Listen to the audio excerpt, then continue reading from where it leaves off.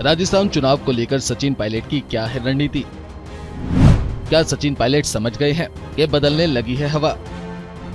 क्या चुनाव से पहले भाजपा में शामिल होंगे सचिन पायलट या बनाएंगे खुद का राजनीतिक दल? राजस्थान में 8 महीने के भीतर नई सरकार चुनी जाएगी।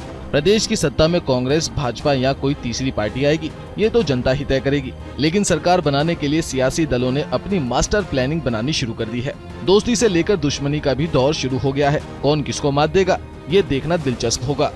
आपको याद ही होगा कि कैसे राजस्थान में 2020 में सचिन पायलट ने गहलोत के खिलाफ बगावत कर दी थी। इसके बाद पूरे 4 साल तक पायलट समर्थक प्रदेश में उन्हें सीएम बनाने की मांग करते रहे।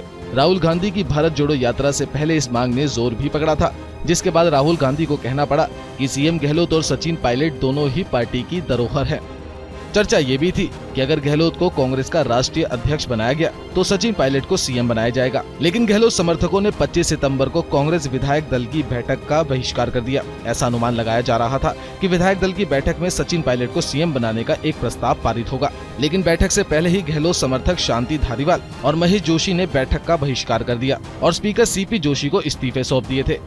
इसके बावजूद भी नेतृत्व परिवर्तन की मांग पर कांग्रेस आलाकमान की तरफ से पायलट कैंप को राहत नहीं मिली, जिसके बाद अब राजनीतिक विश्लेषकों का कहना है कि पायलट कैंप ने अपनी मांग को ठंडे बस्ते में डाल दिया है। क्योंकि जहां पायलट समर्थक खामोश हैं, तो वहीं गहलोत समर्थकों का दावा है कि गहलोत को ही मुख्यमंत्री बनाया जाएगा। गौर करने वाली बात तो ये है कि पायलट समर्थक नेतृत्व परिवर्तन की मांग का जिक्र तक नहीं कर रहे, जिसके बाद अब पायलट कैंप की खामोशी के अलग अलग सियासी मायने निकाले जा रहे हैं। ऐसी चर्चा है कि विधानसभा चुनाव के लिए समय बहुत कम बचा है, इसलिए नेतृत्व परिवर्तन की मांग का अब कोई फायदा नहीं है।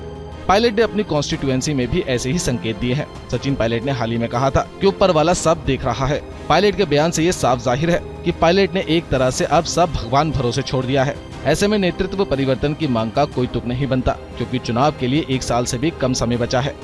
लेकिन ऐसे में ये देखना दिलचस्प होगा कि क्या सचिन पायलट भी ज्योतिरादित्य सिंधिया की तरह कांग्रेस का साथ छोड़ भाजपा का दामन थामेंगे या नहीं। लेकिन सचिन पायलट के लिए ये फैसला आसान नहीं होगा, क्योंकि अगर पायलट भाजपा में शामिल होना चाहते तो अब तक राजस्थान में कांग्रेस की सरकार गिरा देते, लेकिन उन्होंने ऐसा नहीं किया।